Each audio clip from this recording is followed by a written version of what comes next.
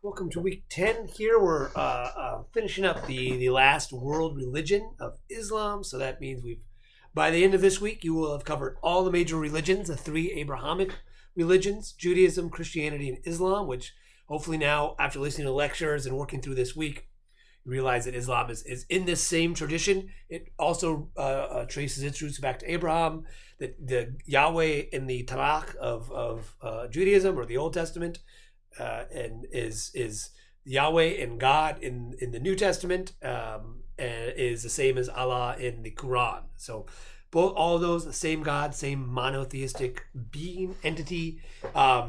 Just in Islam, right? They feel that Moses of the Old Testament was a viable teacher, and that stuff is true.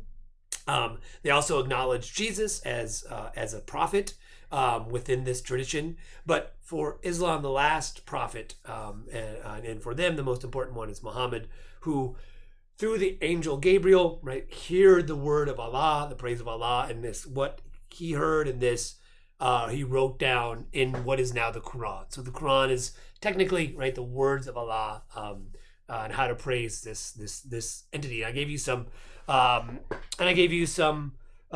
examples of the Quran there to kind of give you a sense of what this text sounds like there. So it's a lot of verses that people recite and praise. There's some that are very famous, but it's also a big book. It has a lot of stuff going on there. But that's the Quran, and then the other major sort of text of Islam, right, is the Hadith, which are the words of Muhammad, which you can kind of compare a little bit to, say, Confucian Analects, that these are, or Paul, the letters of Paul. These are sort of ways to live. Like, people ask Muhammad questions, and he explains how a Muslim should follow through these, the sort of customs and culture of Islam, right? So I gave you both of those readings to give you a sense of how they're a little bit different. And then Muhammad then was in Mecca. He was forced to leave, creates a first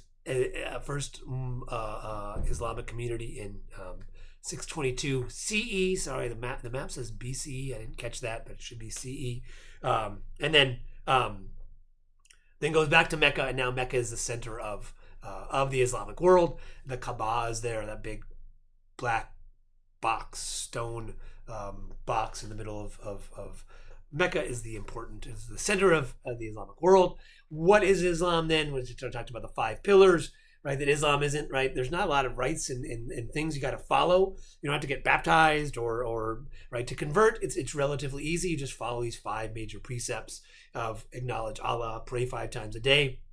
I gave that video of the Adhan, the call to prayer, so you can kind of hear, if you ever lived in an Islamic nation or Islamic part of the world, you'll hear that 5 times a day. They'll call out the Adhan, the call to prayer, and then people stop, face Mecca, and pray.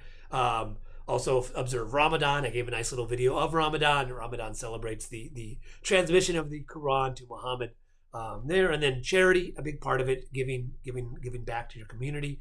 And then go on the Hajj, the pilgrimage. So to Mecca, which is I gave a little video of that as well to kind of give you a sense of what these are. So and that's it, right? There's not a lot to it, which in this flexibility is what allowed, one of the questions is, how did Islam become a world religion similar to sort of Christianity? We've talked about these in other contexts, that a lot of it is getting a connection with some sort of empire and then spreading along the Silk Road, which is exactly what Islam did.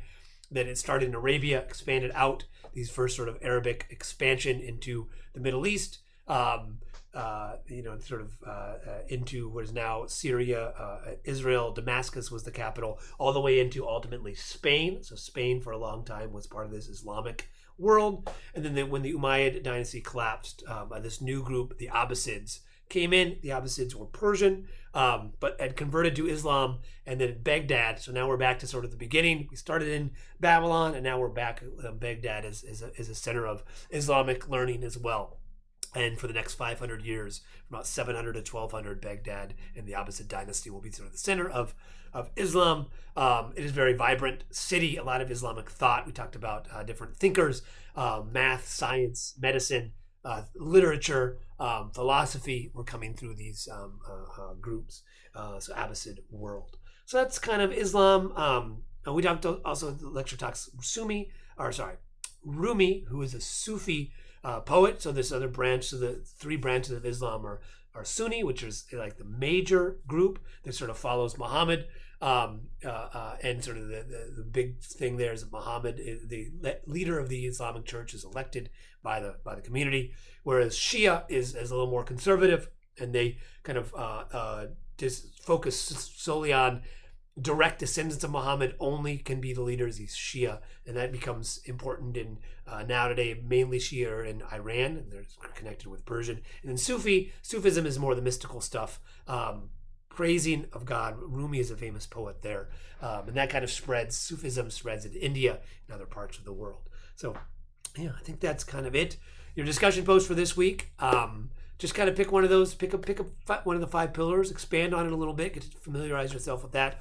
Or again, answer one, not all of these, answer one of them. Or you can look a little bit more at the spread of Islam, and what the history of the Islamic empires. Or if you like poetry, go with Sufism and Rumi, and compare and contrast how his ideas, his poems relate to other religions, belief systems we've discussed. I think that's it. I'm still working through your epic essays. I'm reading them this week. I'm going to try to get them done, banged out this weekend. Do the best I can. I got 2 classes of these, so I'm a little backed up, but I'll work my way through them and get them back to you soon. Great. Have a good rest of your week.